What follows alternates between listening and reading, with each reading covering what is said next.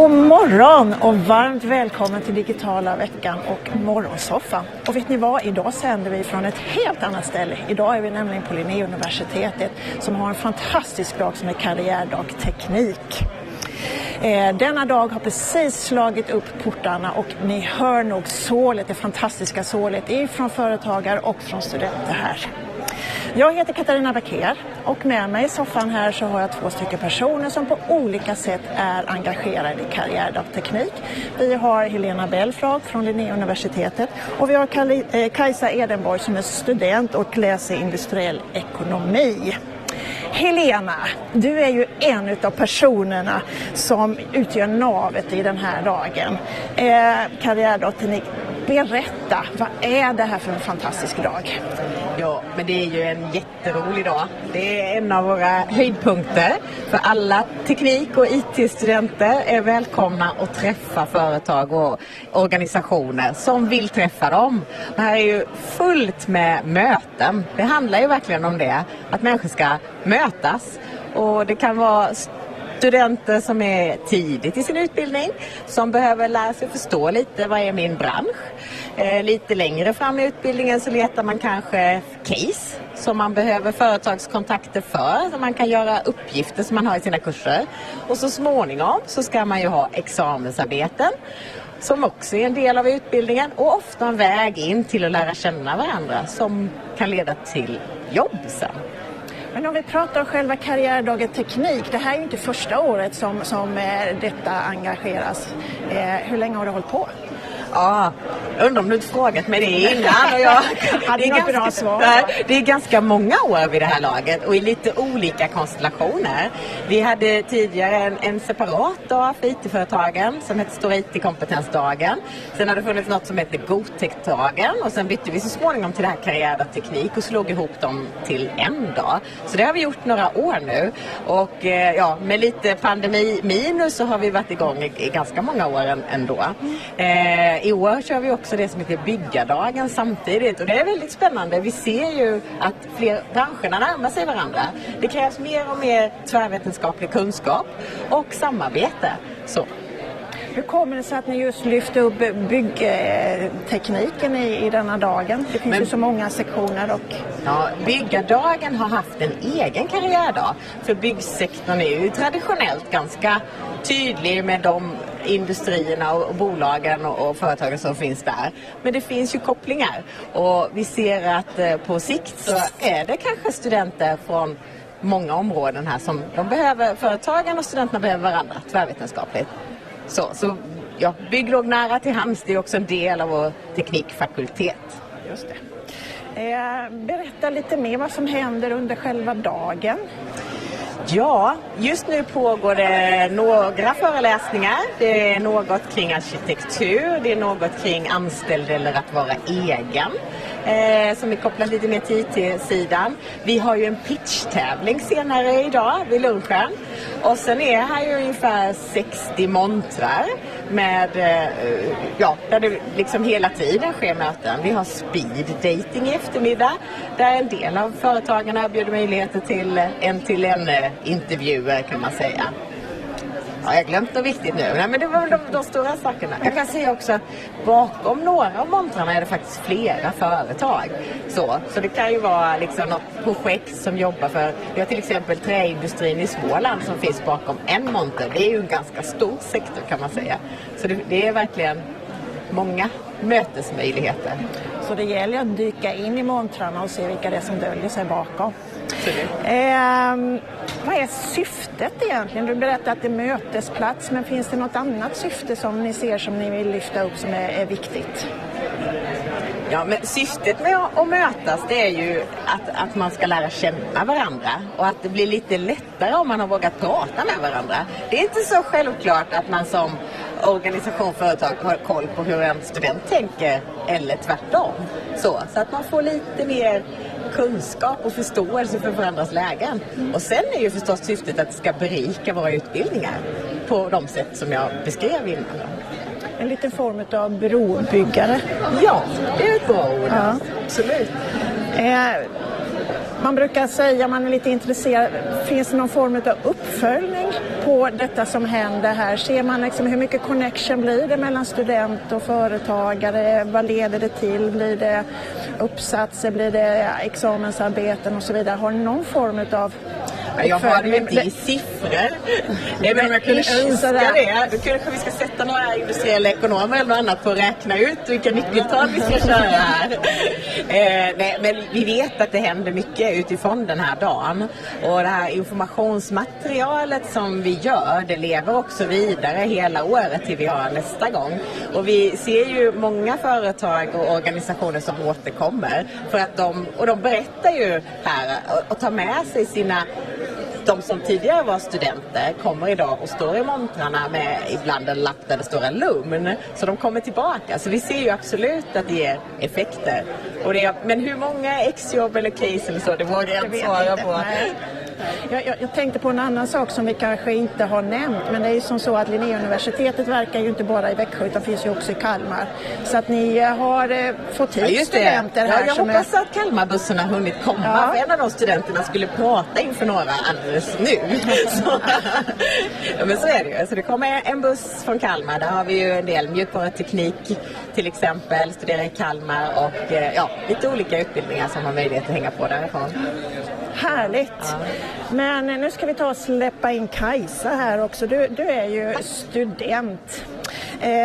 Vad ser du är viktigt i en sån här dag ur en students perspektiv?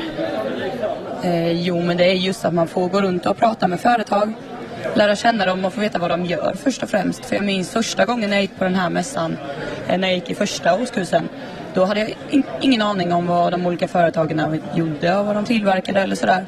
Och då är det också svårare när man ska söka jobb sen eller till exempel skriva ett examensarbete, vem man ska vända sig till om man inte riktigt vet vilket företag som finns där ute. Så det är ett jättebra tillfälle att lära känna företagen och veta lite vad man är intresserad av. Vad tycker du behövs för en god start ut i arbetslivet? Men alltså under karriären. Alltså det är inte omöjligt att man har många olika jobb till exempel. Men att komma till ett bra första ställe där man trivs och man känner att man hamnar rätt hyfsat. Det är ju hyfsat stor del första jobbet skulle jag ändå säga är en bra start. Och det är lättare att välja att söka sig till ett företag som man är intresserad av och kanske är en bra match med om man har fått träffa många olika. Du nämnde ju några stycken saker som du tyckte var viktigt, men vad skulle du vilja skicka med för tips till andra studenter? Vad behöver jag som student faktiskt göra själv? För det kanske inte är som så att arbetsgivaren kommer och knackar på dörren, utan vad behöver jag göra som student för att visa att här är jag? Men man behöver ju också engagera sig givetvis. Att gå fram till montrarna nu idag är ju en väldigt bra grej. Sen har man ju också under året i sina kurser många projektarbeten tillsammans med företag. Och då gäller det att höra av sig till dem och försöka få ett samarbete eller fixa sig ett studiebesök. Det gör man ju ofta på egen hand också. Så att verkligen personligt engagemang för att nå ut till företagen. Det är ge och ta från båda hållen skulle jag säga. Vad behöver man som arbetsgivare tänka på för att attrahera er studenter som kommer ut? Jag menar, det är ju resursbrist. Men vad behöver man tänka på som arbetsgivare? Alltså att visa att man är ett attraktivt företag att jobba på. Till exempel vad man kanske har för förmåner eller vad man jobbar mot eller liknande. Och sen också att man kanske visar upp sig i sammanhang där det är mycket studenter. Jag sitter ju i Växjö-teknologernas styrelse som är vår studentförening här. Och vi har ju en del företag som har visat upp sig på kick-off-veckan och gett till och sponsrar med mat och liknande grejer på vissa evenemang. Så att då är det ett väldigt bra tillfälle att visa upp sig för studenterna, där det är mycket studenter. Vad är det ni uppskattar mest? Har ni någon form av kriterier som ni ser att det här är viktigt för oss studenter när vi kikar på en arbetsgivare, en potentiell arbetsgivare? Jag skulle nog personligen i alla fall säga att alltså en stor mängd av olika kollegor, att det kanske är kollegor i sin egen ålder också som jobbar där och att de visar ändå att de är, man är modern och man jobbar för innovation och utveckling liksom, så att man kan utvecklas i företaget. Så att man ändå kan känna att här kan jag utvecklas, men jag kan också ha kollegor givetvis i alla åldrar, men om man har till exempel vän eller så som har gått något årskurs över en som har börjat jobba på ett företag och de säger att här är det bra. Då är det nog väldigt mycket sådana personliga kontakter som gör att man blir intresserad av en viss arbetsplats. Vill du inflika någonting där, Helena? Men jag står och tänker, det är jätteintressant att höra det här vad ni studenter tänker egentligen. Jag tänker att företagen idag ska ta chansen och fråga studenterna också. Att vi behöver liksom lyssna åt alla håll. För vad är det egentligen som betyder någonting? Det där förändras ju lite med åren. Liksom en ny generation tänker på lite andra saker än tidigare. Nu vet jag att vi måste släppa iväg Kajsa här för att hon är ju en del av mässan. Så att, stort tack Kajsa, och jag vet att vi kommer ses här i minglet. Men innan vi rundar av så vill jag berätta, du kan lämna mikrofonen till Helena där så släpper vi iväg dig. Ja, tack. Då är det dags att runda av, men först så vill jag berätta lite mer vad som händer här idag. Som Helena berättade så är det en hel del spännande föreläsningar som föregår så här. Företag får också berätta om sig själva, om varför man är den bästa arbetsgivaren inom tech. Vi kommer alltså ha en pitchning idag och den är klockan 12. Och så vill jag också slå ett slag för att Kodkollektivet har öppet hus ikväll mellan jag tror de öppnar klockan 17 redan. Och där kommer man bygga en liten väderstation med hjälp av Internet of Things, 3D-printning och programmering. Så som ni hörde, inte bara det att Karriärdagen här myllrar utav härliga studenter, fantastiska företag, utan det finns ett uppskjut av ett härligt program under hela dagen. Imorgon så sänder vi återigen i morgonsoffa och då sänder vi ifrån Kalmar och då pratar vi om vår fantastiska region, om varför vi är en sån fin IT-hub som vi är här i regionen. Vi har frukostminglar, vi har föreläsningar och vi har framgångssaker, vi har tech-talks, men framförallt så utser vi årets IT-kvinna år 2022 för allra första gången i Linnéregionen. Så ha en härlig dag här, följ oss på streamingen och så ses vi imorgon igen. Hej! Ja, men då har jag släppts lös här i K-huset på Linnéuniversitetet och ska gå runt till lite olika företag och prata med dem och se vad de gör här på mässan och vad de har att erbjuda. Så vi kan ju börja här med, vi har Södra, här någonstans. Ska vi se? Om jag bryter mig in lite grann här. Tjena. Kajsa heter jag och kommer från Linnéuniversitetet, är student här. Ja, det heter jag. Hejsan. Vad gör ni här på Södra? Ja, vi gör väl väldigt mycket, tänker jag. Vi gör väl allting ifrån en litet frö som planteras ute i skogen någonstans och sen ena bort till träindustrin och massa och hela den biten. Så det är en lång värdekedja, men just idag så ska vi väl representera Södra IT, alltså den tekniska delen av Södra idag. Ja, men spännande. Just här på mässan, vad är det ni erbjuder till studenter? Är det sommarjobb eller projektarbete eller liknande? Vi har väl egentligen ganska öppen dialog, kan jag säga. Det finns ju en del saker ute på hemsidan, både sommarjobb och examensarbete och så vidare. Men vi är ganska öppna och ganska intresserade av de ämnen som dyker upp och försöker hjälpa till åt båda hållen, så att säga. Ja, men härligt. Snygg monter, ni har julpyntat lite grann här också. Härligt att se. Tar jag en liten, är det choklad? Tar jag med till kaffet sen där. Jajamän, tack så mycket. Tack. Ska vi se om vi går vidare här i K-huset.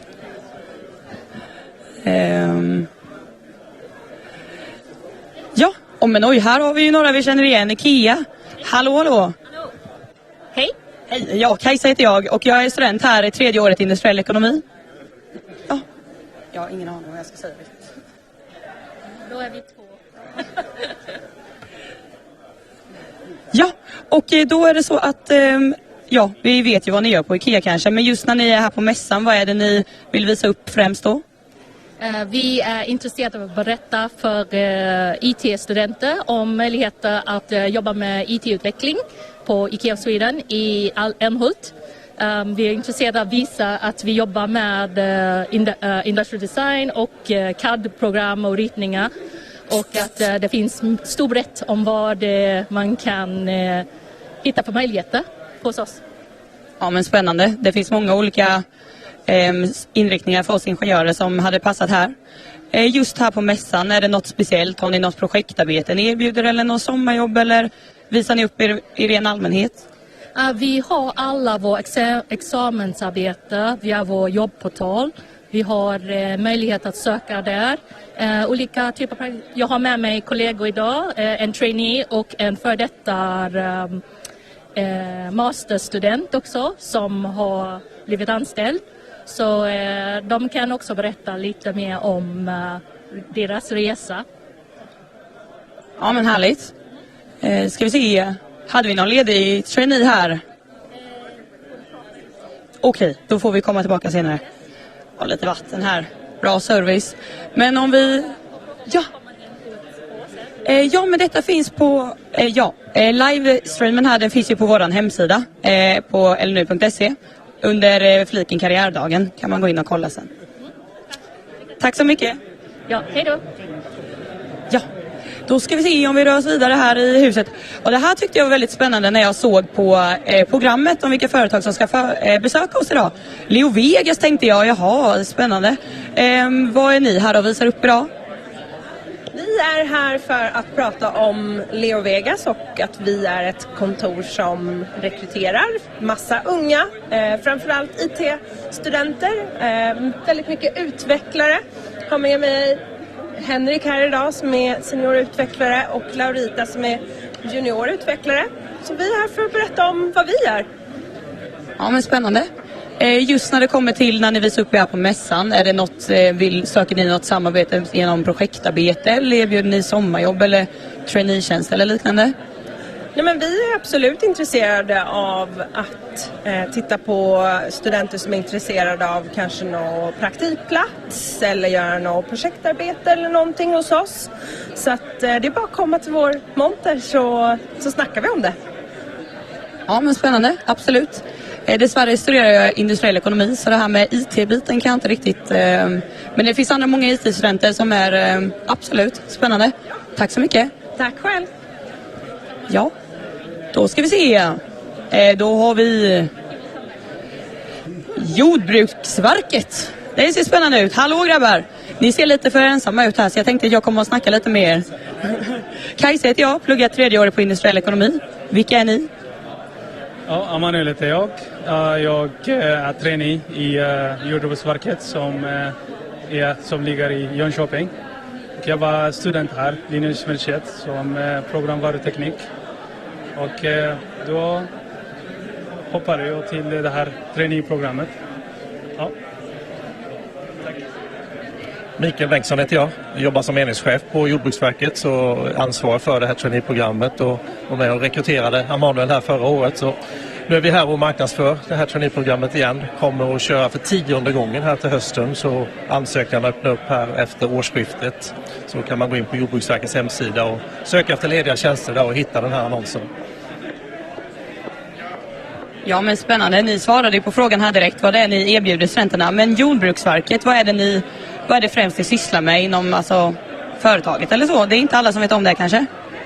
Nej, men det är ju en myndighet så vi finns ju till för att liksom styra sånt som politikerna vill genomföra och sen håller vi på väldigt mycket med utbetalning av EU-stöd till lantbrukare och till sådana som vill utveckla någonting på landsbygden. Om du vill bygga ett stall eller bygga bredband och sådana saker så betalar vi ut sådana pengar också. Sen har vi mycket andra e-tjänster sådana som är hundar. Man kanske registrerar sin hund i det systemet som man ska registrera hunden i och liknande tjänster.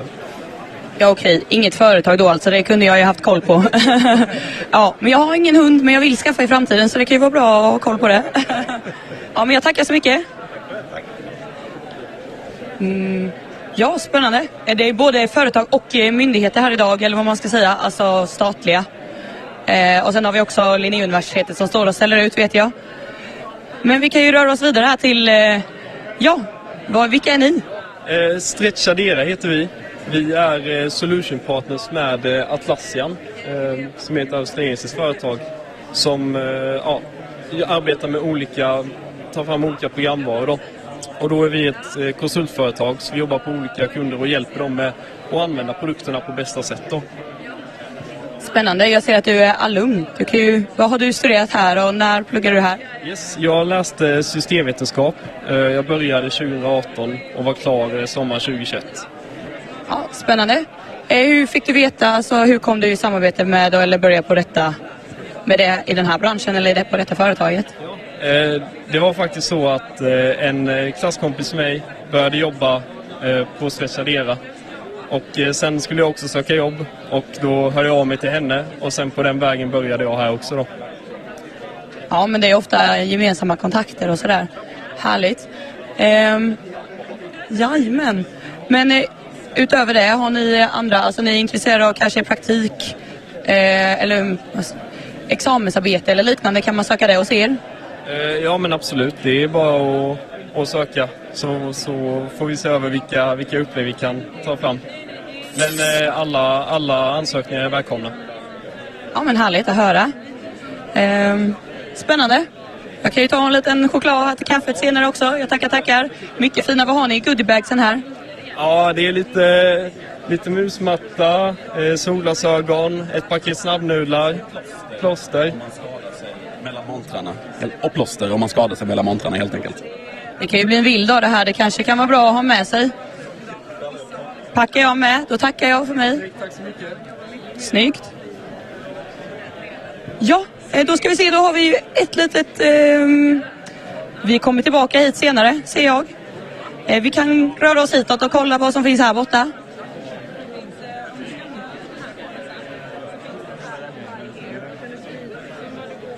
Och här ser jag IST och de har ju, känner vi igen, ett Växjö-företag. Ska vi kolla lite på dem här? Tjena. Har du tid att prata med mig en stund? I speak English. English, yes. We can do some English as well. I need to practice my English. So, what is this company about and who are you? We can start with that question. I'm Umar. I'm from Pakistan. I've been working at IST for 4 or 5 months now. And basically we are an EDU tech company, so we provide software for schools such as administration systems, teacher apps, student apps where you can have your schedule and you can plan out things, upload your grades, etc. And we kind of provide software to the municipalities and then they kind of distribute it further down. But me specifically, I'm working on mobile app development, and right now we're working on an app which is a bit of a B2C app, if you know what that means, business to consumer. So it's specifically for the users, the end users like yourself, and it's like a social media kind of app to get the parents in touch with the other parents so that there's this informal kind of introduction to each other. Okay, nice. I actually remember when I was in school, we used the IST program. So we've been here a while. So if you've been to school in Sweden, you probably know about IST. Yes. So what can you offer here today? Do you offer any project thesis or summer jobs or anything like that? Well, today we're actually offering jobs. So we have a couple of developer positions open. And regarding thesis, we don't have any proposals with us, but we are welcome to you providing a proposal. If you have an idea, if you have something that could work out with us, then we're completely open for you presenting that idea to us. We have open applications. If you come to our booth, you can come scan the QR code and you can put in an open application where you can write a bit about yourself, you can attach your CV, and we'll be looking at those constantly and we'll be getting in touch with you. That is very smart actually, because usually it feels like, it's so much work to send your CV to a company or anything like that. So, smart thing. Goes quick and everything. Yeah. Very good, very nice. But thank you. Have a good day. Thank you. Ja. Jag kommer ju faktiskt ihåg att min mamma, hon jobbar ju kommunalt va? Så hon har ju jobbat med upphandlingar med IST i många år vet jag. Så det har man fått höra ända sedan länge tillbaka. Tack för besöket. Då rör vi oss vidare här. Nu börjar det fylla på med folk också, med besökare här på mässan. Ska vi se. Atea. Hejsan! Kajsa heter jag och är student på Linnéuniversitetet. Är det någon här som vill köta lite och berätta om vilka ni är? Precis, absolut. Ja, herregud, ska jag hålla den? Ja. Atea, vi jobbar med IT-infrastruktur. Och vi finns ju i Sverige.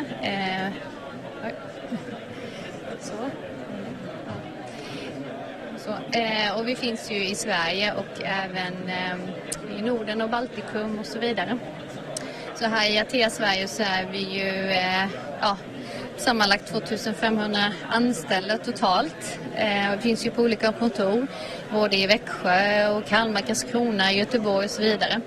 Så det är ju arbete med IT-infrastruktur och det handlar allt från nätverk till konsultverksamhet, infrastruktur då i det området då.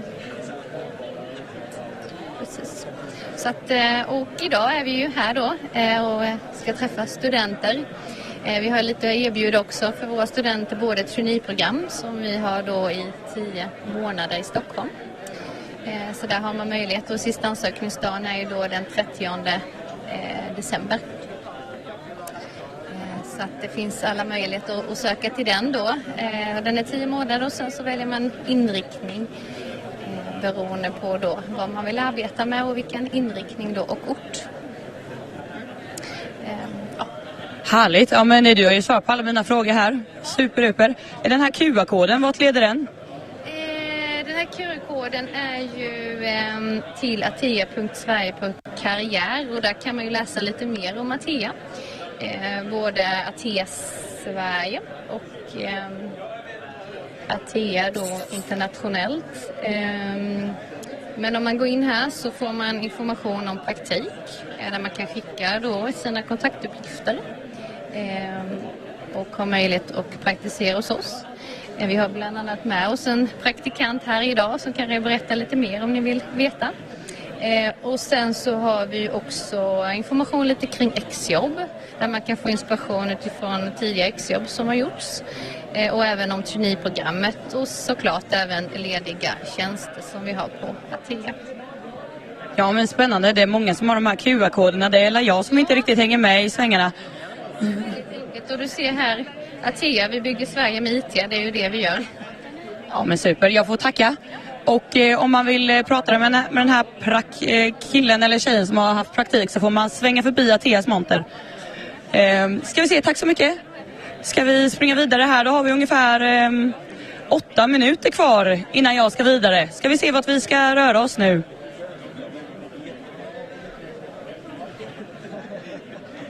Som sagt, det har börjat fylla på med lite folk här. Vi ska se. Hade vi... Börjat fylla på med lite folk här nu. Vi kan ju kika lite här. Oj, grabbar! Vilka är ni? Ni besöker mässan här. Ja, vi besöker mässan här. Vad pluggar du då? Jag pluggar på teknik. På teknikum? Jaha, ni går på gymnasiet? Jajamän. Det var faktiskt mer än vad jag visste. Det är gymnasieelever här också. Härligt att höra. Är du intresserad av att börja till exempel på Linnéuniversitetet sen? Ja, det kanske får bli så. Man vet ju aldrig. Man vet ju aldrig. Ja, du är välkommen i alla fall. Men tack för att jag fick prata med dig. Ha det så bra. Spännande. Det var därför det blev så mycket folk helt plötsligt. Nu kom gymnasieskolorna här. Men det är bra. Man ska börja tidigt.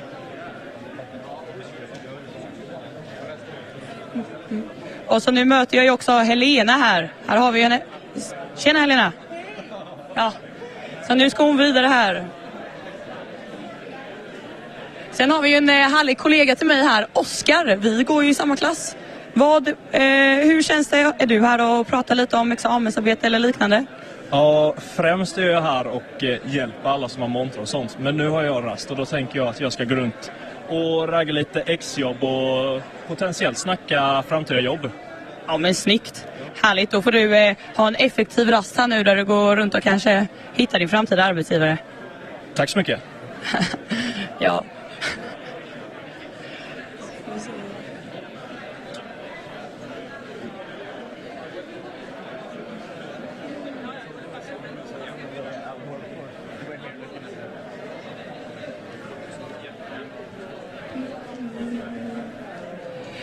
ska vi hinna med ett sista företag här då i K-huset. Och nu har jag ju spannat in Datakraft här. Kan vi se. Har vi några i montern här som kan berätta lite om vilka ni är och vad ni gör? Absolut. Då gör vi det. Ganska nära. Sofie heter jag. Jag heter Fredrik. Ja. Vi är då Datakraft. Vi är ett företag som är baserat i Värnamo och Gnosjö. Vi har även ett litet kontor i Gislaved, men det är ingen som sitter där. Vi håller på med affärssystemet Pyramid och även då ta hand om hela våra kunders IT-lösning. Vi ansvarar allt ifrån hosting till säkerhet till nätverk och även deras affärssystem då, som vi återförsäljer, som heter Pyramid. Och man kan väl säga att vi är kundens hela externa IT-avdelning. Och vi jobbar mycket med närområdet. Vi är då som sagt baserade i Värnamo och Gnosjö och alla våra kunder är i stort sett i Värnamo och Gnosjöområdet också. Så vi trycker mycket på det här med samarbete lokalt. Ungefär så.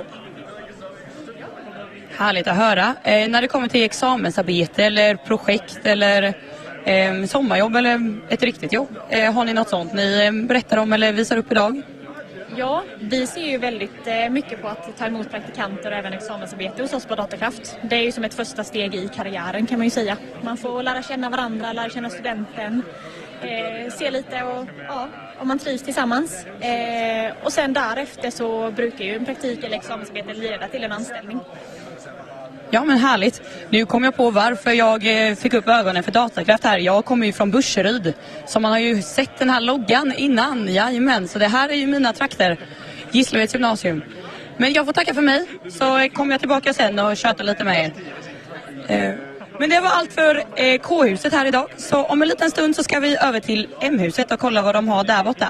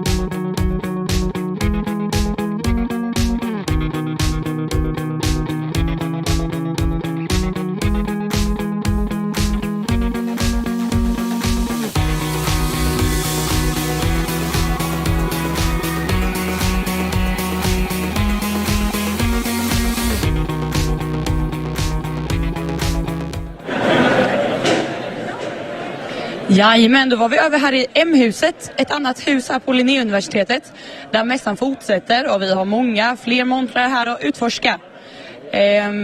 Vi kan ju börja med, jag såg några snygga reflexvästar här. Vi har ju givetvis Skanska. Vem kan jag få prata med här? Folk är lite blyga. Ska vi se. Men då kan ju ni presentera vilka ni är och vad ni är här och visar upp idag. Hej, mitt namn är Maria Karlsson och jag jobbar som arbetsledare på Skanska, väg och anläggning. Så jag jobbar med mark, kan man säga. Ja, men spännande. Vad har ni som ni visar upp här idag? Har ni till exempel chansen till examensarbete eller praktik eller liknande? Absolut, det har vi. Man ansöker på Skanskas hemsida och där har vi möjlighet exjobb och sen P3 som är ett trainee-program som går parallellt med sista året som man läser i skolan då. Och då så finns det chans till exjobb och provanställning efter examen. Så det är ett jättebra program och sen väldigt utvecklande också såklart. Ja, men snyggt. Absolut. Så om ni pluggar vad då för någonting? Det är byggingenjör eller byggnadsutformare. Om ni pluggar det så kan ni ju springa förbi Skanska sen och köta lite med dem. Tack så mycket. Sen om jag kollar hitåt här så har vi SP. Och då så spanar jag in deras monter lite granna. För det är från mina hemtrakter. Och ska vi se, har vi någon här i monter som har lite tid? Ja, men härligt. Vad är ni för några och vad gör ni för någonting? Ja, men det är SP i Räftele. Vi gör ventiler och ställ dem till vattenburna uppvärmningssystem. Gör vi. Det är väl egentligen det. Ni är ju egentligen bättre på att förklara vad vi gör, men ja. Ja, men snyggt. Vad har ni idag? Har ni till exempel chans till praktikplats eller examensarbete eller liknande som ni pratar om idag? Främst examensarbete, men vi kan också erbjuda jobb. Man satsar på juniorer, så det är därför vi tycker det är väldigt kul att träffa studenter då. Så exjobb men också jobb då. Ja, men härligt. Ja, men då får man springa förbi eran monter sen då, om man är intresserad av det. Och sen så får jag ju inte glömma att visa upp. Vi har ju en gammal polare till mig här. Min gamla klasskompis från gymnasiet, Hanna Felixson. Vi gick ju teknik tillsammans. Precis. Och du har hamnat här. Ja, de är väldigt bra på SP. Det är ett kanonföretag. Ja. Härligt. Ja, men ha det så bra så vi ses. Ska vi fortsätta vidare här? Sen så såg jag också en klasskompis till mig som står vid Scanias monter nämligen. Emma? Hon ska berätta sen i alla fall om Scanias sommarteknologprogram. Men vi kan ju gå till de andra här och prata lite först. Nu smiter jag in lite grann här, men vill ni berätta lite om vilka ni är och vad ni visar upp här idag? Det kan vi göra. Vi kommer från Scania Oskarshamn och vi är här för att visa upp både vår fabrik och vad vi har för karriärsvägar in på Scania. Och jag ser att du har ett sånt här snyggt klistermärke. Det är så här lugn. Ja, en gammal student från Linné gick ut 2019 här, läste Indek gjorde jag under 3 år. Och sen därefter började jag jobba på Scania då. Så jag har varit där nu på 3 år på Scania för 3,5. Jaha, härligt. Tiden bara rinner iväg. Har ni några så här praktikplats eller liknande? Berättar om, för jag vet att du har varit och föreläst innan om trainee-tjänst, va? Det stämmer. Trainee och massa väg in. Vi har några fina vägen in här. Så har vi både olika program har vi. Vi har totalt 5 program. Man kan ta sig in på Scania. Och vi har även under sommarperioden har vi sommarjobb, sommarteknolog och examensarbete då. Som man kan söka. Ja, men härligt. Då får jag springa förbi här sen igen också och prata lite mer. Och vi hade ju faktiskt min klasskompis Emma. Hon har ju gått sommarteknologprogrammet, men hon smet iväg lite. Jag vet inte om hon var lite blyg för att prata. Och så ser jag att oj, ni är så lediga här. Perfekt.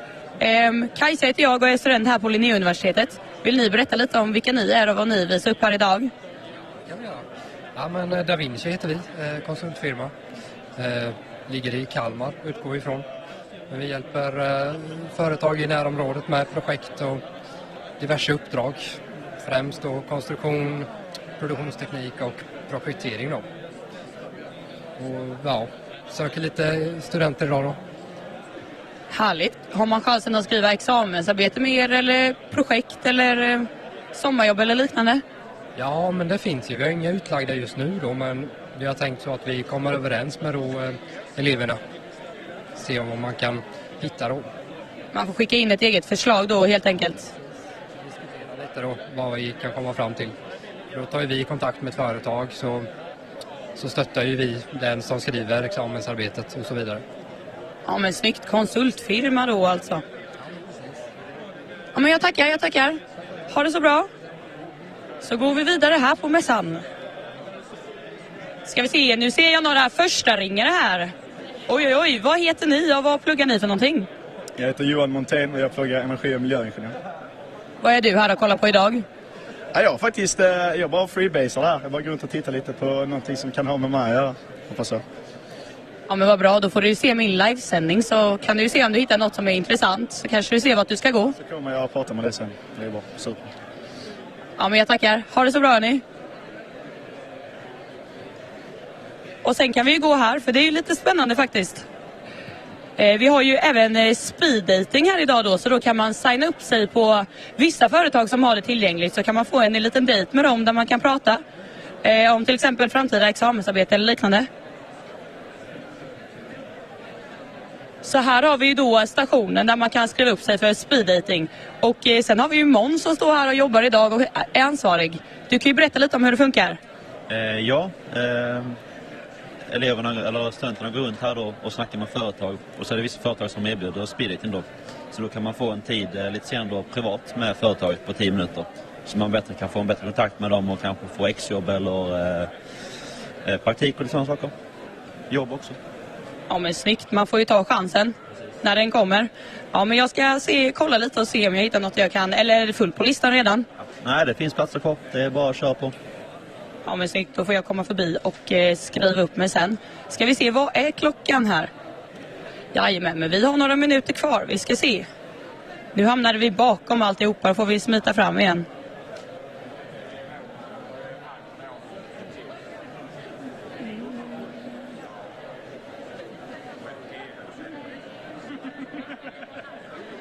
Och här ser jag också några klasskamrater till mig som står och tjötar lite vid monten.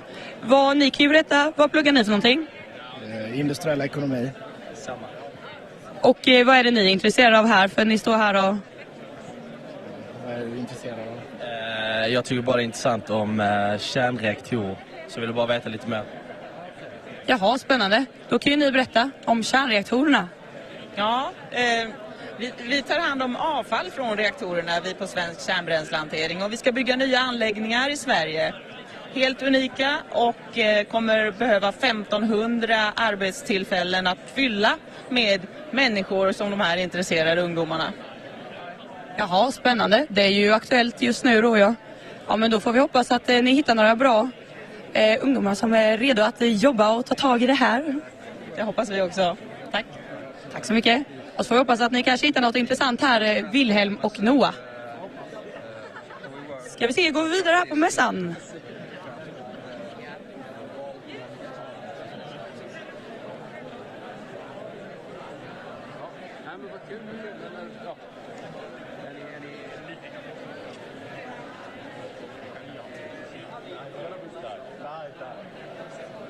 Ska vi se, nu ser jag någon som är ledig här. Då är det så att du går vidare till NCC.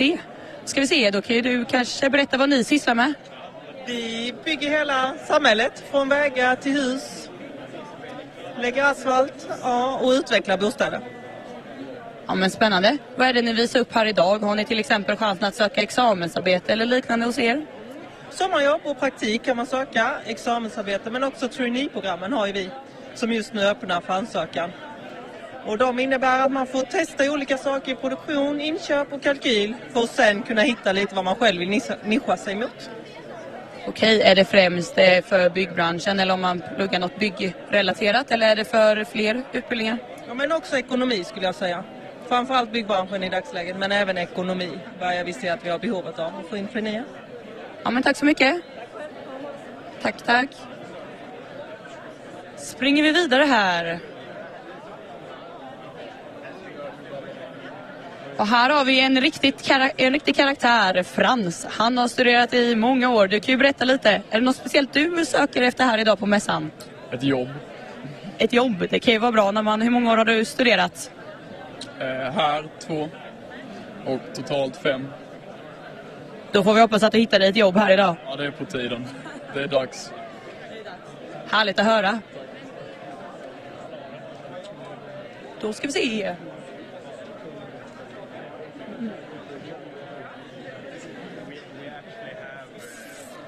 Om vi har någon ledig här någonstans. Då ser jag Volvo. De kan man ju inte gå förbi utan att snacka med. Har vi någon som är lite ledig och hinner prata här? Ja, men we can take it in English. Don't worry. Who are you? So my name is Elena Escodet. I'm a design engineer at Volvo Construction Equipment. So we have a big factory here in Bras, which is about half an hour from Växjö. And we make these really cool machines, articulated haulers, which are used in construction sites all over the world. Yeah. So do you have anything special here today? Can you apply for a bachelor thesis or anything like that? Yes, actually we have quite the list of master thesis and bachelor thesis. We will also have summer jobs coming up in January. And we also have some extra jobs and part-time, so quite a bit of variety. So we have things in the office, so more design related. We have things in the assembly line. We have things related to manufacturing processes, even computer science, IT. We have VR here that we're showing. But of course the machines need a lot of software, so computer science students are also welcome. Exciting, thank you very much. Då får man svänga förbi hos Volvo senare också. Ska vi se, då springer vi vidare.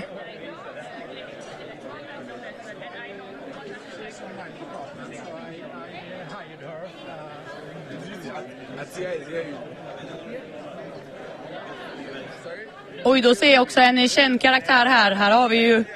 Vad heter du? Filip. Och vad jobbar du för någonstans? På Cometech AB. Härligt. Vad är det ni visar upp här idag? Vi visar upp våra erbjudanden till både nyexade och snart nyexade. Ja, så vi behöver folk inom IT, vi behöver folk inom maskin, vi behöver folk inom program som har machine learning, data science, allt sånt. Massor av grejer helt enkelt. Ja, men snyggt. Jag tackar. Oj, vad har vi här? Här ligger det någonting. Ska vi se. Kan ni berätta, vad är det som ligger här? En robot 70. Jajamän, tillverkar ni sådana här? Inte i Växjö, men vi gör det, ja. Okej, härligt. Men Saab, vad är det ni visar upp här på mässan idag? Har ni till exempel examensarbete man kan söka eller jobb eller liknande? Ja, både och. Så vi erbjuder allt där emellan. Jag ser en QR-kod här också. Vad händer om man skannar den? Då kommer du in på en intresseanmälan, så får du själv bestämma vad du är intresserad av. Sommarjobb eller examensarbeten eller vanliga. Ja, men snyggt. Jag tackar. Tack så mycket. Ska vi se. Och fin, vad ska vi se? Var det Saab här med? Ja, snygg monter ändå. Det har ni fixat riktigt bra. Det här är vårt remote tower-system.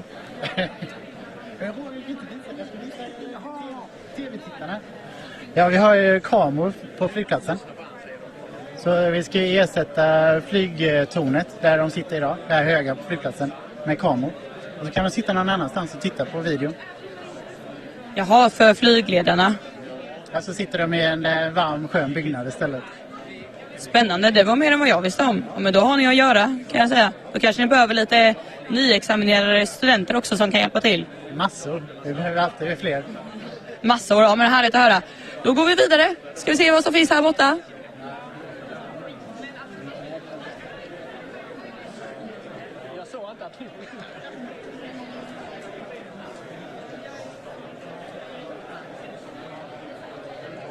Och ska vi se, vad har vi för företag här?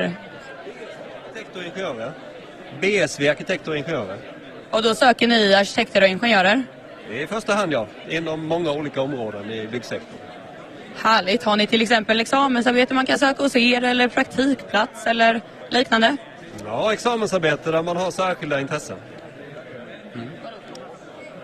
Ja, inom alla våra kompetensområden som vi ser som arkitektur, kulturhistoriska byggnader, landskap, mark, konstruktion, hållbarhet, miljö, CO2-avtryck, byggekonomi och så vidare.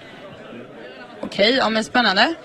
Då får man svänga förbi här också sen. Här har vi hela listan med kompetensområden så att säga. Tack så mycket.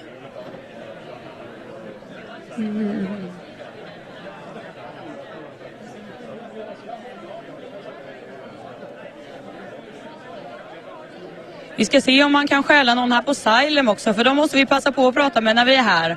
Har vi någon som står här i montern och tjötar lite? Hej, Tim från Silem. Trevligt. Och vad visar ni upp här idag? Och du kan ju berätta, vad gör Silem också för de som inte vet? Ja, Silem jobbar då med vatten och vi täcker egentligen hela vattnets kretslopp. Så vi transporterar, vi mäter, vi analyserar vatten.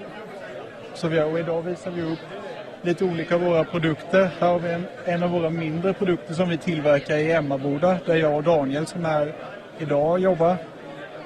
Så det är en mindre avloppspump. Sen har vi även en elmotor som vi även tillverkar själva på vår anläggning i Emmaboda. Sen har vi lite pumphjul från vårt egna gjuteri. Så vi har ett eget gjuteri, vilket är ganska unikt för oss och väldigt coolt. Vilket även gör att vi får en väldigt stor kontroll över våra produkter. Spännande. Kan man söka till exempel, jag ser en QR-kod här. Var leder den? Den här QR-koden, det här är väl ganska aktuellt för studenterna nu. Det är X-jobb. Så då har vi 4 stycken X-jobb. Och det är konstruktion av lyftverktyg för statorer. Produktionsplanering för optimering av monteringslina. Utveckla system för trimning av pumphjul. Och utveckla planeringssystem för fastighetsrelaterade projekt. Och de hittar man på vår hemsida, kommer alla de här komma upp. Och där kommer även komma upp sommarjobb, traineetjänster, alla lediga tjänster vi har. Så där finns det väldigt mycket relevant information för studenter. Ja men spännande, exakt det jag söker. Vi har ju en programansvarig för maskinteknik i en gammal räv. Han har jobbat på Silem, Isurin heter han. Vet inte om du känner till honom?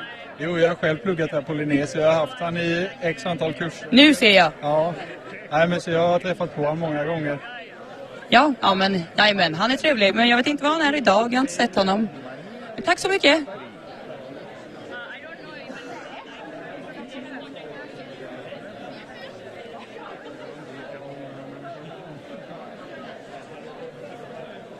Ska vi se, innovationsföretagen. Det låter spännande.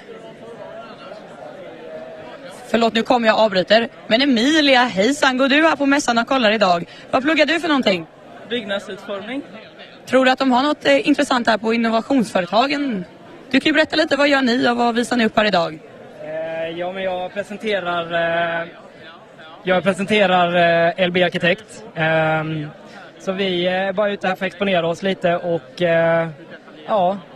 visa upp vad vi har för projekt pågående just nu. Och sen även om det är så att man har något intressant examensarbete så får man gärna skriva in och komma med förslag.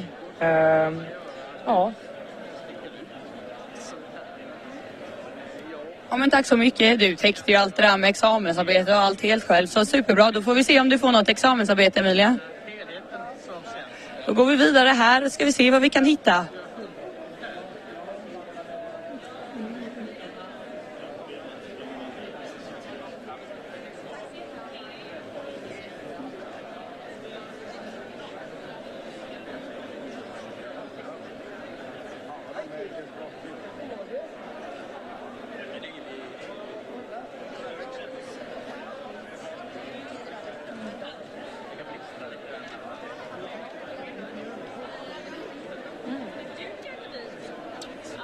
Ska vi se, vi har inte varit borta i detta hörnet än här, så vi kan ju kolla vad de har här borta.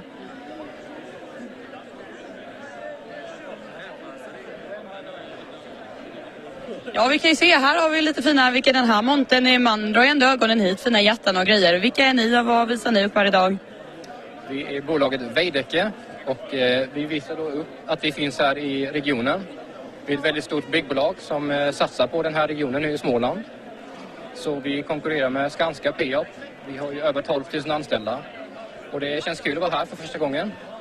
Och med min kollega där som är lite upptagen, men hon är från Växjö. Hon bor här, hon gick här på Linnéuniversitetet.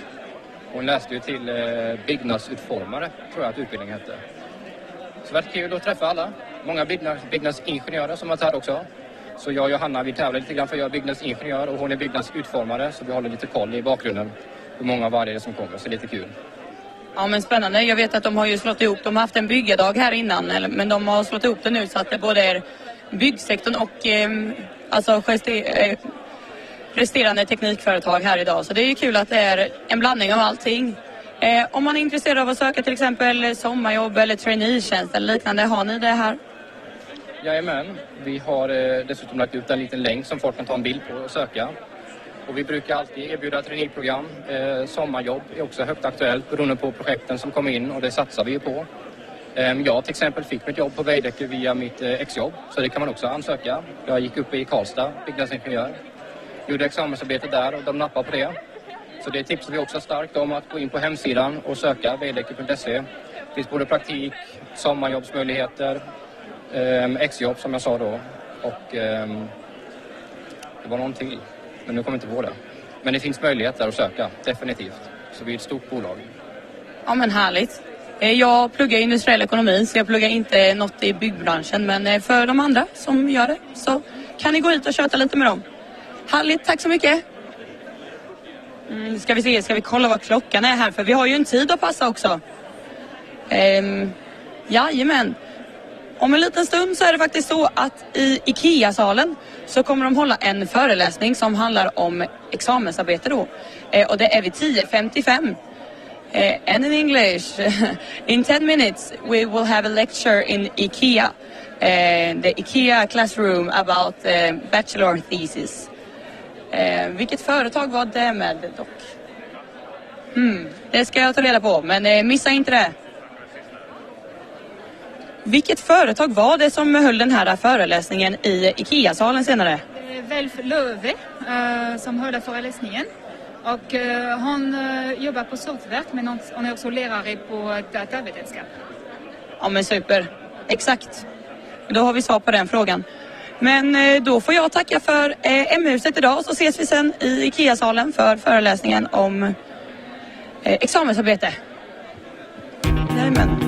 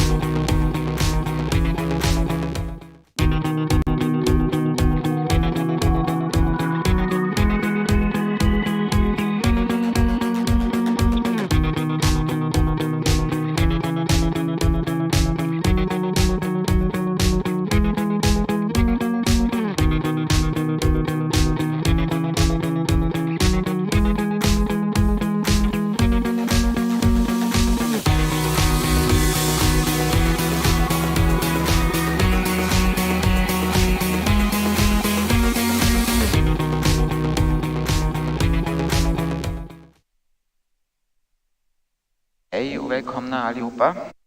That's the wrong language, right? I can do this Swedish with German accent or English with German. I was told to do it English. Well, what's your German then? What's your accent? Is it Swedish accent? No, it's a Berlin accent. All right. Okay. Anyway, welcome to our annually Bonnie and Doggy show about these projects, how to do them in industry or together with companies. It's a pleasure to be here, and with me I have... Me? I'm Björn. I am the CEO of a company called Softwerk. Will actually be presented on the next slide, I think. Yes. I pair up with Welf for this lecture every year because we believe that this is a very big opportunity for you to not only, finalize your education and do something fun, but also take your first step into the commercial world. So I'm here for the perspective of the company. And I was actually introduced on the first slide, but I didn't mention my name, Welf Löwes, professor in computer science here at the Linnaeus University.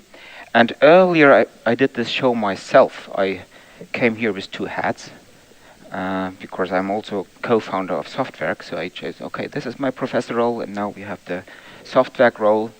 But it's way more fun, actually, and way more healthy for your mental health to just do it, the two of us. It is. So if you have any questions while we speak, please interrupt us, ask the questions. Otherwise, there's plenty of time after our presentation to ask questions. So make the most out of it. Thesis or master or bachelor thesis with industries, there are always pros and cons.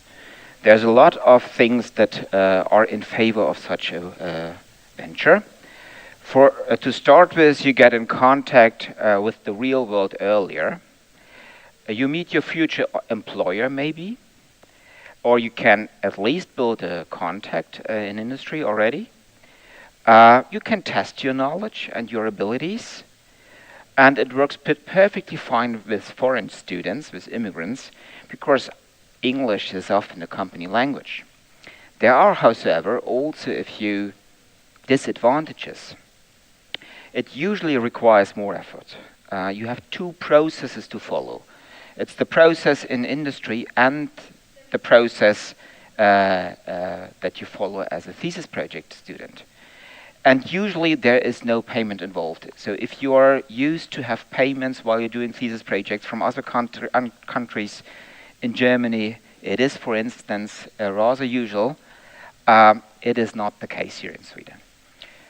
Well, yes, so this is true. I get a lot of requests from mostly international students asking for unpaid internships and such, because that's a common way of building your CV abroad, or not abroad, but not here anyway. This is not common at all in Sweden. Either you get a job and you get paid, or you don't participate in a working environment, except for this, because this kind of becomes an unpaid internship. I tend to look at it more as like a long employment interview. You get an excellent opportunity to come in, choose your own subject, at least to some extent. I mean, you will come to me saying, I would like to do something in machine learning, perhaps. Well then, I can find 10 projects in machine learning, and you then get the opportunity to show me how good you are at this. You have backing from a professor and Supervisor, yes. So that means that you have an excellent opportunity of kind of, impressing me as much as you can. And also, I will tell you in the beginning of the process that my pure ambition in this is to hire you. So it's not like, I would never take you just for the free power. Labor. It's just... Okay, just let us step one step back and check what are the requirements of our university, actually of any university in thesis projects. They're rather formal. They take time from the actual project, but you have to obey these formal requirements, otherwise you would not pass this course. So obviously there is such a thing like a thesis course here at Linnaeus University. So you have to be signed up for this course, and you have to take that course. Usually you get exposed to scientific methods, and you hand in intermediate reports, and you get ideas of how to write the final reports. You discuss your projects together with your peers. So there is some formal process due to this course. Additionally, you need to submit a thesis proposal. So you write a short text, and you get that text approved from your supervisors. We train this on the side here. Yeah. And you need also to have an agreement between you, the supervisors, and of course your partners at the company. Then there is this thing like thesis defense. You present your results. You would look at your advances of the state of the art and things the like, and this and defend actually your thesis against critical questions from your peers and from your supervisors and from the general public. Actually, everybody is invited to come here. And most notably, there is this thesis report. So you write a rather lengthy text, maybe the longest text that you have ever written so far in your career, where you document your approach and your results, and where you also base your discussion in the thesis defense on. So, I mean, this is all the formality of doing a thesis, and it's all good and fine. What you should look at from the commercial perspective, i.e. from the company that you are going to work with, you need to make sure that this is a company that understands what this says. Because what this says is that you're not going to be able to spend so much productive time in the company with this project. Right. So the project shouldn't, the company shouldn't expect you to actually do anything usable. Sorry, but and I always see it like that. We take an idea and we let one or several students take a stab at it and do something like a prototype or just see what happens if you throw a lot of effort into it. But if we want to do this to a commercial product of any sort, we will have to spend manpower on it after the project. That might be you and maybe a more senior developer that spends some time around it. But what I'm trying to say, because how much I would like to, I cannot employ all of you for theses. You will have to do this vetting on the companies that you look at doing the theses with to make sure that they understand that you're not free labor, because it's not free labor. Yes. It's an opportunity to be a part of the academic world for a while. Very good that you emphasize that. The thesis proposal, one part of the formalities, is of course something that helps to establish that understanding, right? You define an agreement with both of your supervisors, the ones from the university and the ones from the companies. So here you set the goals and the success criteria. So not only what you are supposed to achieve, but also how you measure success. That might be not, this is then going into this particular commercial product, or this is not making one of Softwerk's customers happy, but still you have to set the goal and measure the success. And as Björn already explained, this is not so much the thing that he is interested in, but anyway you have to set it and you have to defend your results against it anyway. Usually we try to tease you with contributing to scientific problems or scientific questions. It's maybe if you choose an industry career, the last time in your career where you really have to work scientifically, and take this as part of your education or take it as a test of your intelligence. It's maybe not what Björn is 100% after. He's of course interested in reading that and will understand everything that you write, obviously. But that's still one of the formal requirements in a thesis project. So if Björn says, well, try that out, prototype this, use this tool, this is something that I would be interested in, then at the end of the day you get your grade based on, do I really meet my goals and do I really prove that I have done so by checking off my criteria. You should also have to motivate this thesis proposal, and that doesn't mean you write something like, oh, I'm so motivated and I'm all into it. It's rather like, why is that text needed after all the texts that have been produced by students before you? So you have to, in a way, explain that there is a gap between what you can read somewhere in the world and what you are intending to write. And you would also make a plan. And this is actually a good thing to do in the beginning. We all know that plans will not be followed one-to-one. But it's good to at least show for yourself and show for your supervisor in the company that there is some time that is dedicated to these formal processes at the beginning and most notably at the end where you write your thesis text. And there is some support in this process also. Like, I mean, mainly from the university side, you will get help in defining this, and you can submit a draft saying, is this scientific enough for you? Well, no, actually, you need to maybe add some fluff in the middle. Yes, usually there is some iteration, especially when you meet a company and say, okay, we are interested in you building this website. And then you write a plan where you write down, I'm intending to build this website, I'm so motivated. And you hand it in to your university supervisor, and he would say, or she would say, no, not quite. That's not good enough. And we iterate over it. That's not the end of the story, right? That's not the end of that idea working together with this company. But we need to have a tweak or an idea of why this web page is also contributing to some scientific questions. And that's a little bit coming back to what I said just before, that when you vet the companies that you are supposed to work with, if it looks like they're just trying to look for manual labor, it's not going to pass the professors, because that's not the point of this. No. They should say something like, yeah, so we have an idea of expanding this model. What happens if we add another way of looking at data? And you're like, okay, yeah, well, that Welf will just, and you're done. I'm all in. Yeah. Yeah. Do you have a thesis like that for us? Maybe, right? I do, actually. Cool. Contact Björn for the details. Yeah.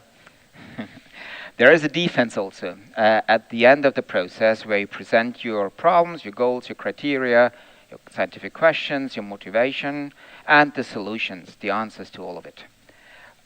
You will have to answer some critical questions coming from your opponent, who is one of your peers, but also from your supervisors, from the other peers, and from the general audience.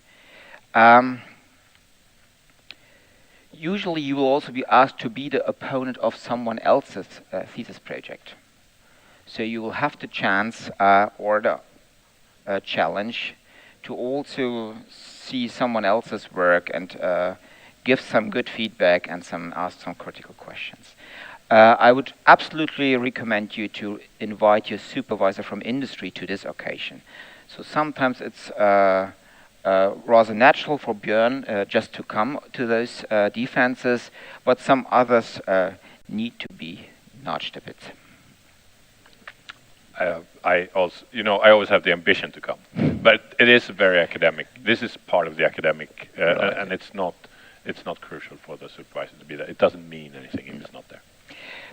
The thesis itself is maybe the most important part of the formal process. You write that thesis report. First question ever asked, how many pages do I have to write? And my first answer is always sufficient. So I don't care if you write me 12 pages if these 12 pages are the right ones. I would care if you write me 250 pages because I don't want to read them. But this is actually usually not a question in the first place. In the beginning, the students think that they will never write a decent amount of text, and at the end of the day, they will always see, oh, I have too much text and I don't know where to shorten it. So don't think about it for this moment, but look at the structure that you could generically have in the back of your minds, have an introduction, have a basic sections where you look at what technology is being used, have a state-of-the-art section which is distinct from the basics. Basics describe technology that you're just using. State-of-the-art is usually describing things that are in competition with your thesis in reaching the goals. Then you have the main part with your solution, with the design, the architecture, maybe with some cool gadgets on the programming side, and then comes the validation results. Here you can have maybe experiments and measurements where you check off your goal criteria or measurable instances thereof, and at the end of the day you have conclusions and future and work. Also, you would write some appendix with some more coding details, with further documentation of the software, with further theory if needed. So that's a rather generic structure, and this is a good point of departure for all thesis projects, in at least in the engineering and computer science disciplines. And now I was thinking we're going to transform this a little bit to a Q&A, because one of the thesis projects I have this year is from one of the companies I'm in the board of. Mm-hmm. And there will be a lot of that thesis work that cannot be in the public domain, mm-hmm. because it's insider information. Yes. And I was actually going to ask you, how much can we omit from the results in a report and still call it an academic effort? Yeah, that's a tricky one, and it's decided on the actual case. You could, for instance, have a general part up and until conclusions and future work, and have the details in the appendix. And the appendix is then not part of your official thesis report. That's well possible. You could also delay the publication. So if time is just a decisive component here, so that things do not get published and made publicly available until a patent is filed, for instance. That's another option. You could also work with generated data. So if it's an AI machine learning project, you would do the real thing with the real data, but then you would also generate fake data that is behaving like the real data, and have that part and the evaluation on that part included in the thesis. So there are different options, but we always find a solution. Yeah. I've never been in a situation where at the end of the day we had to say, no, sorry, we cannot do that because there's too much red tape around this particular product or project. Because, I mean, this is something that can happen, and something that you actually should strive towards also, because this is a young company that has some technology that is, they're leading the market for a couple of more months before someone else managed to find a way of doing the same thing. And then publishing the results of something when you try to find the next step in this would be very counterproductive, because then, and the thing is, there are databases of these academic work that you can just search for this in, and that's something that these companies are doing, because it's maybe not so much actually looking at the final results of what you've done, but just the idea. Because if you find then a couple of these, you can then kind of reverse engineer the solution of a company. But having said this, this extra worry or problem that this adds to is probably worth it, because these are the most fun theses you can do. I forgot actually one way of handling that issue, and that is instead of filing patents and saving or protecting your intellectual property right, you could also follow another strategy, which is usually the one that is easier for younger companies to follow, and that is just to publish as fast and quickly as possible, and protect your freedom to operate, as it is called. By publishing things, you avoid that others are inventing the similar things, right? So there's also a benefit of publishing soon, if you know that your competitors, or if the company knows that your competitors are working on similar ideas or might develop similar ideas, then publication is something even the better strategy. This is true, and you can actually use that publication as part of the patent process later on. However, I'm actually in a couple of patent processes right now with ML, and they basically don't acknowledge specific tools in ML as something patentable. So it doesn't really help you anyway. Let's go over to the next idea, otherwise you won't get lunch if you just start talking about patents here. There are some requirements from industry, and Björn, of course, mentioned already quite a few. But these requirements are not so formal, right? Björn might say some things, the company that you might meet next door, they might say something else. But as a matter of fact, they are there, right? Even if they're informal, and you should at least ask and make sure that they are on an agreement with the company, with your supervisor there, in order to not just forget about some of those requirements that were super essential. With university, you will never end in that situation, because we tell you this is the process, this is the structure, this is the course. You have to do manage these milestones and deadlines and things like. But with a company, as it is less formal, it depends on the different interests of the companies. That could be, well, the project results, not for Björn this time or right now. Could be the documentation of an explorative study. Could also be getting in contact with the students. That was your foremost goal, right? Yeah, absolutely. Could also be the other way around, getting in contact with your university supervisor by proxy of the student. Or, yes, assessing to be hired. So yes, that is one of the goals here. But obviously we don't do useless things, because then we're just wasting everyone's time, because we need to invest a lot of time in this also if we expect any result. But we will never expect. Other companies might, like Volvo or bigger companies maybe, but we will never expect a formal report from you. We might ask you for a number. What happens if you use another algorithm here? Well, 96%. Oh, that's good. Okay. This is a dialogue. Since there is no formal process from the companies usually, they will tell you what they expect, but you can also tell you what you expect. Actually, it's a students' market here. It's a employees' market, right? So there are more companies out there who are after you. I shouldn't tell you with Björn standing next to me, but it is as it is. So you can also be demanding and say, well, yes, it's interesting that you want to do this, but I'm most interested in something else or something additional in addition to that. Yeah, well, you're talking about the inferior companies now. Yes. Sorry. Yeah. My bad. This is just to show you the difference between the interest of a company and the interest of the university or your thesis supervisors at the university. This is the same structure of a thesis that I showed you earlier on, and now just highlighted the parts or added the parts that the companies is interested in.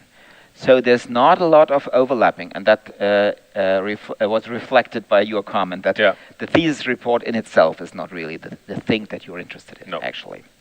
Right? It also shows you that there is a bit of double work here involved. So different interests. We said that these exist, and just be frank with you. I, as a professor, I would like to get in contact with applied research project partners in the future. So I do the supervision for a student at, say, Volvo Construction Equipment, because I want to have Volvo Construction Equipment in my next self-adaptive software or self-adaptive robotic system project. I would like to support the existing partners that I have already in their work and in our common research, and therefore, of course, I supervise students. I would like sometimes to understand the state of the art in an area that I'm not really an expert in. So then I usually send out a state-of-the-art type of thesis questions. What is the state-of-the-art in self-adaptive additive manufacturing, for instance? Or I want to validate my own research results in industry. I have some papers with theoretical results, and I want to say, do they really apply in industry? That could be my motivation as a supervisor.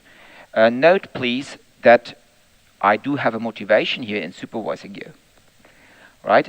Of course, I do that job, and I'm getting paid for it.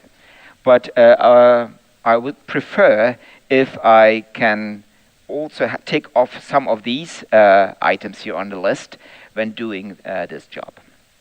The interest that a CEO might have could be different. Recruit the people, we said that. Explore new technologies. Get tasks done that are not mission critical, right? Let's try out this here. So before, maybe, right? I mean, get a task done, or not maybe get it done, but just cross it off as an opportunity, or not. That's the right term, this getting in contact with researchers in the field and with the university as a customer, or instigate new projects together with the university is actually a big win. That has happened several times for the last couple of years. So this is not far-fetched. There are a lot of opportunities, because one of the bigger challenges for the university is to establish these connections to us companies, because we have so much other things to think about, and this is usually something that we might generate revenue from in 3 years, and we seldom have that horizon. It's like I spoke to the accountant today, and he's like, but next month. I'm like, but that's not okay. So there's like a big gap in how we generate revenue, which we do every day to survive to the next month. And that's usually something that's, a theoretical opportunity for 2025, something that we can do together with the university, etc. So it is quite easy for us to steal a lot of the time from the university, because they are really interested in this. And if I take Software as an example, there are several other companies that also work proactively with this. We get a lot of free time from the university, because we just signal saying, we are interested in this. We want to do things together with you. You become, when you're part of one of these thesis projects, you kind of become a very important person in the middle of this, because you're the only person who understands the both worlds. You're the link, sometimes. Very good. Yeah, I think we can talk about different perspectives at university and different times at university and in industry, where you speak in terms of weeks and months, and we speak in terms of semester or next year's project. Rightfully so. Yes. Finding such a project. Now, if we don't have repelled you from trying, how would you actually find such a project that you can do for your thesis? First of all, it takes time and requires some durations. So don't wait until the thesis course starts, the project course starts, because then usually it's too late. Obey also holidays in your time plan. It can take a bunch of emails before you actually get the attention of the potential supervisors. And if there's no reply, well, busy times, nothing wrong with that, just try it once again, right? So nothing wrong with that, nothing offensive, don't take it as an offense. Until you get a no answer, you can absolutely try again. The easiest way to find such a project is that it is already announced at your department or in your thesis course, right? There are some established projects, research collaborations, and within these research collaborations, there are usually thesis projects that are then announced. Both sides know each other, both sides understand the rules of the game, so that's the easiest way to get hands on such a project. However, You can have also a project idea that you find yourself or find outside the university when you meet a representative of a company or a former fellow student who is employed at a company, and that's usually also a good point of departure. But you should ask yourself who in the university could be that university supervisor that does all the checking of the formal stuff, and you should approach her, and you should do that in time, and you should have in mind what I said about my interests and find out, well, couldn't there be a common interest between this thesis project and the company that you want to do that project for, and her that you would like to win as a supervisor. You could also go the other way around and find the project idea at the university and then carry it over to a company. That's usually even harder, and that's something that best works with the help of your supervisor. So if you discuss a thesis project and you say, okay, that sounds quite theoretical, can't I do it in the context of a company? Then usually your supervisor has some context and give it some thoughts and maybe find suitable companies with you or for you.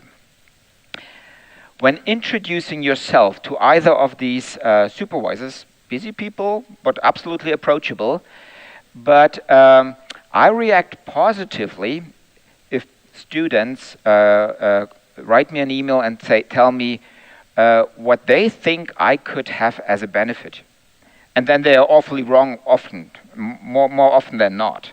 But they give it a try and understand the game, that this is a win-win situation for both sides.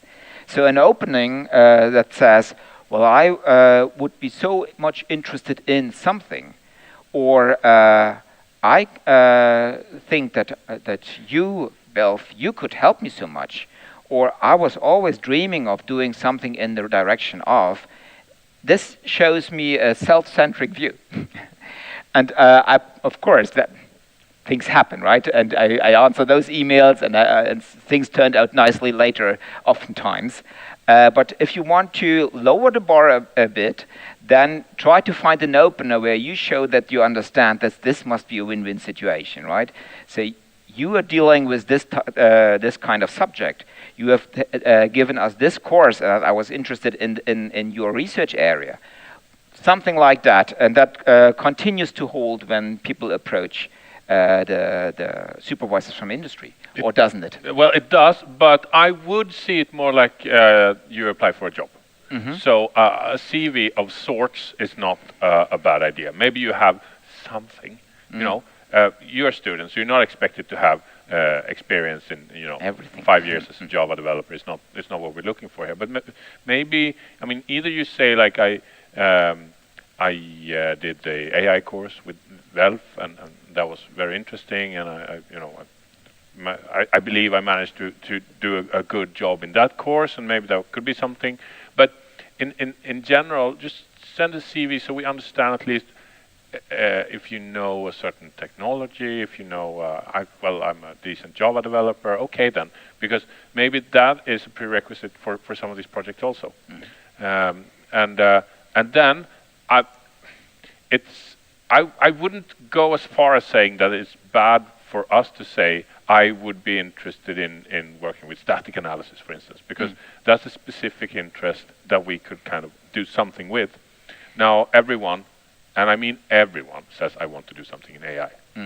Nobody says anything else. So if you feel that you want to do anything but AI, I would mention that also, because that's the only thing you get is always I want to do AI or ML and or a combination of the two. That being said, we will probably do most of our theses in AI. But if you're really interested in static analysis, I have a job for you. So very good. Okay, this is your venture. Don't expect the supervisors, not the one from the university, nor the one from the company, drive that project. So it's your project, you're an entrepreneur on that. And again, if you are not self-employed later on or start a company, that's maybe the only time that you are in that position. But you are the one who is responsible. So don't waste your time. A day lost at the beginning of a project hurts as much as the day that you don't have or lose at the end of towards the end of a project. I believe, and I think Björn doesn't object here, I believe that you should put higher priority on getting your thesis out than on excelling on the company side, if you have to prioritize, right? In the best of all worlds, both are equally important and you do both things and excel on both sides. But if things turn out the wrong way, you get sick or something happens, and you have to prioritize, I think bend towards the thesis project and a degree at the university, because that is so much harder to do later in your life, to repeat later in your life. There is obviously a market for titles, for master degree titles and for doctoral degree titles. So obviously people try to have that degree later on and pay money for it because they have just prioritized the wrong way when they were in that situation. It's of course it's a hiring situation, and you get your first job as an engineer or a programmer easily without a degree. However, things change, right? It's not carved in stone that economy goes well next year, and labor market could look differently next year. It's not carved in stone that computer science is the shit all the time throughout your career. Could be that there is some biotechnology that takes over and takes all the jobs. Then you have at least a master's degree showing that you can work scientifically and that you can solve a bigger problem over 6 months' time. So this is always something that is to be considered, needs to be considered for something that should last like the next 40 years and not just the next 3 years. Of course, you want also the industry project to become a success. Otherwise, you wouldn't do the extra effort. So therefore, you need to keep focused there as well. So as Björn said, it's almost like a job application, yet treat it like a test period of your job, right? So you cannot step in and then do something and step out because you are doing holidays, or maybe even because you're sick without calling in sick. So behave like an employee instead of maybe behaving like a student. It's perfectly all right in my courses if you come today and if you have something else next time. I know, well, it's always the right people in my courses, right? I wouldn't mind. But in a job situation, Björn would.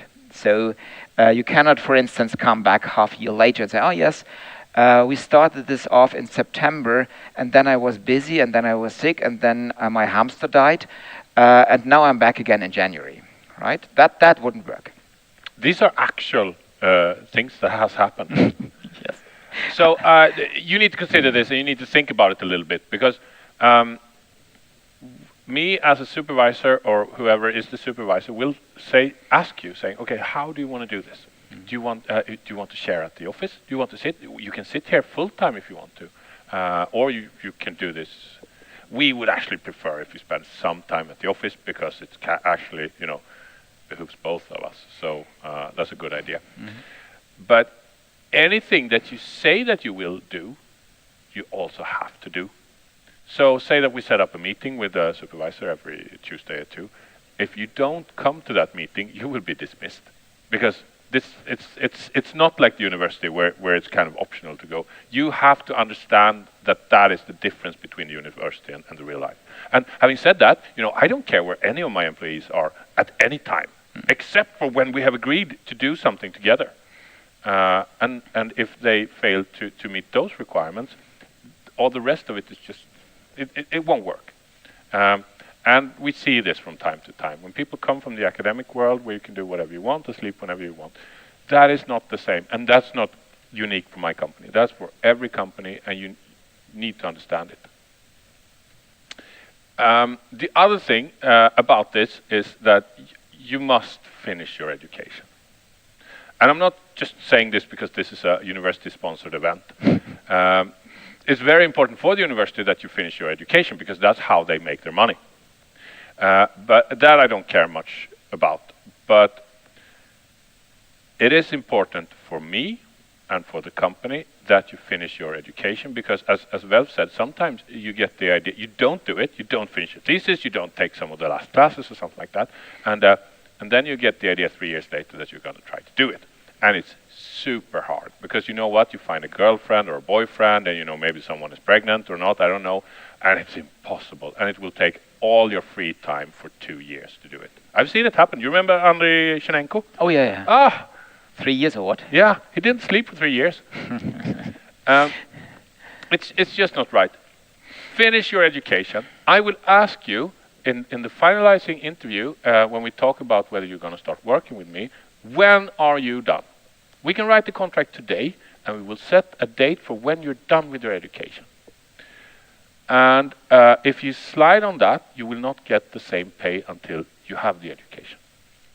Because I think it's that important. And you know what? Can I do a small anecdote also? Okay. Go ahead. So I studied in Linköping, D98. This is the civilingenjör. It's a Master of Science, but a kind of a specific Master of Science. We've just gotten that here also, actually. Yeah.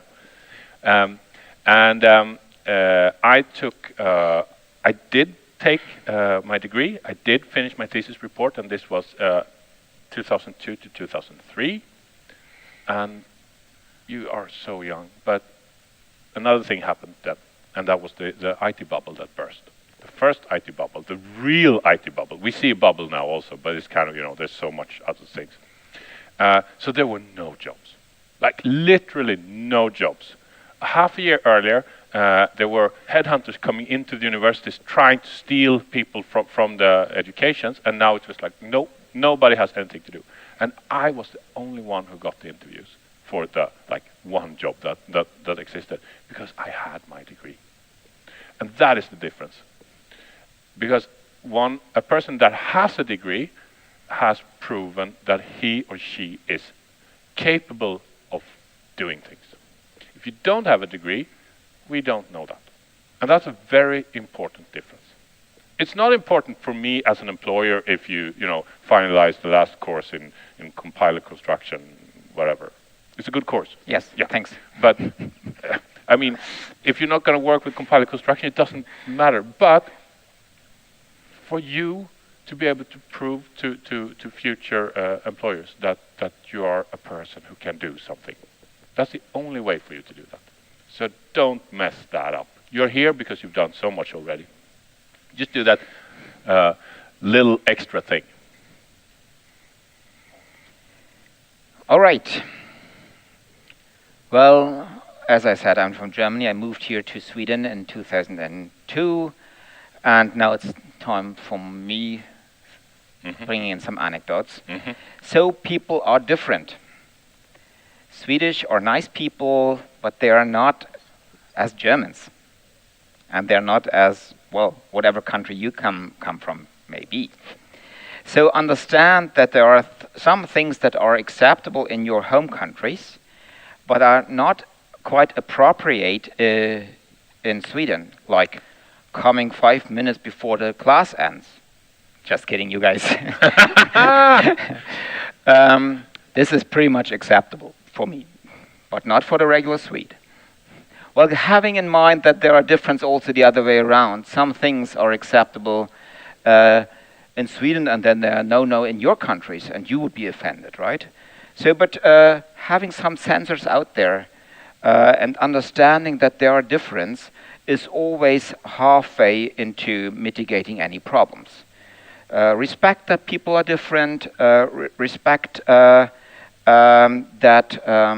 they are behaving odd in your eyes at times, make it transparent and make it explicit that things are different here and there. That always takes the tension out of those situations. So especially Swedish people are very nice, and they wouldn't tell you if you are stepping on their toes. No. Or Björn would maybe. Yeah. But the regular Swede would not. They would just smile and become silent, right? So developing these antennas, these sensors, is really important for the soft part of your thesis project with industry. So develop these nerves, these sensors, these antennas in order to make it a success the whole way. And try to learn Swedish.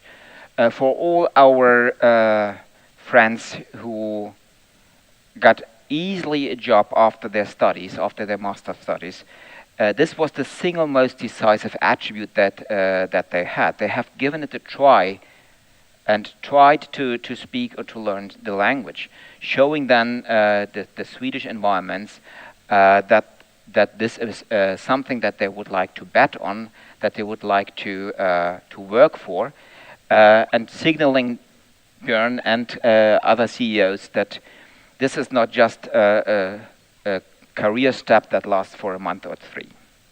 Yeah. So this is important. You don't need the Swedish to be able to work with me. No. Absolutely not. But if well, 2 things. You need it for the pregnant thing later on, because when you meet maternity care, it's not they might not be as good as English as I am. But it's a signal for me. Like, okay, so you're learning Swedish. That means that you are at least considering staying here for a while. Otherwise, the career step is never interesting, because it usually takes at least 6 months before you're real productive in one of the complex companies. And I'm not unique there. I would also actually emphasize a little bit on this, the difference in culture. So say that you send in an email to me saying, I'm late with this thing. The thing that I promised is going to be late. And the response you get from me is, okay, ... I'm furious. Yeah? Oh, he's mad at you. Yeah. and that's a very typical Swedish response. Like, you don't... And as Welf says, maybe I do it a little bit more because I'm used to working to a lot of... We have like 13 nationalities in software, something like that. But they will not say, you mother... What the... None of these words will come. They will just like, okay. And then you're not considered. Because they will never, openly argue with you about something. And you failed them also. So what you should have said instead was, I am sorry, I failed to meet this deadline because of this. I propose a new deadline that I will follow. And by the way, give them a good deadline that you will be able to follow. Don't slide once more. I hope that's okay with you. And then you don't get the ... And then you're in the clear. But these are the nuances that are hard for you, and the further from here you come, the harder they are to read, because that's just how the world is. That's how it is. I had an American boss once who I always thought he was mad at me. Because he was always like, yeah, well, yeah. I was like, what?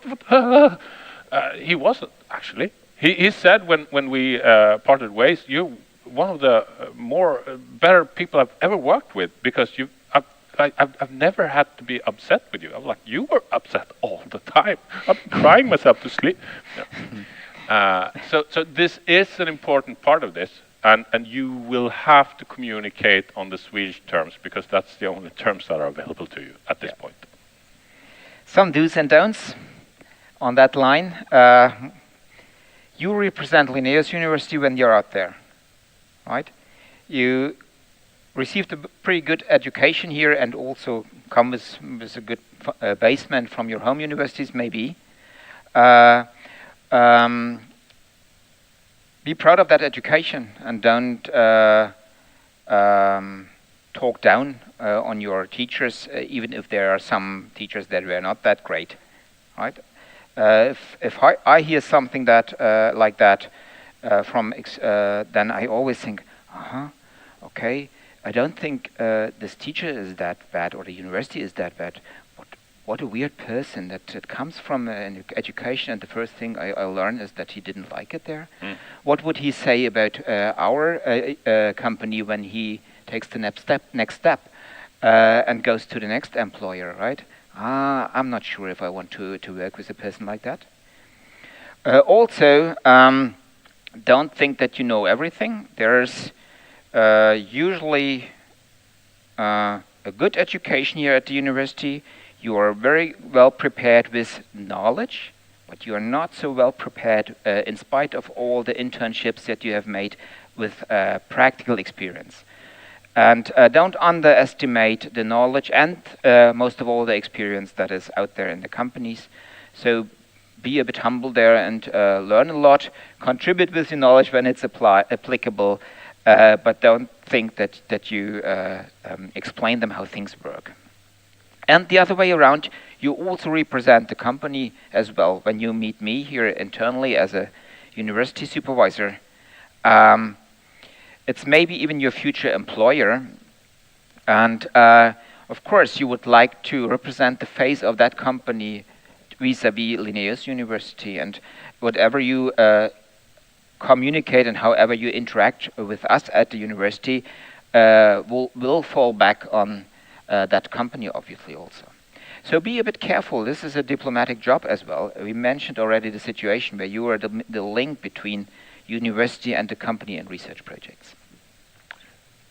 And what he said, and specifically about the thing of not bad-mouthing anything you've done in the past, because it only reflects poorly on yourself. And that's not only for this. It's for an old girl or boyfriend. It's for, you used to live there and it was not. Whatever. Just don't talk so much about it then. And say like, I realized that I needed to move on or something like that. Don't say that employer is stupid in the head, because A, I might know them. Maybe I don't agree. And B, as what Welf said, it's just like someone who complains is a complainer, and a complainer is not something that you want to employ.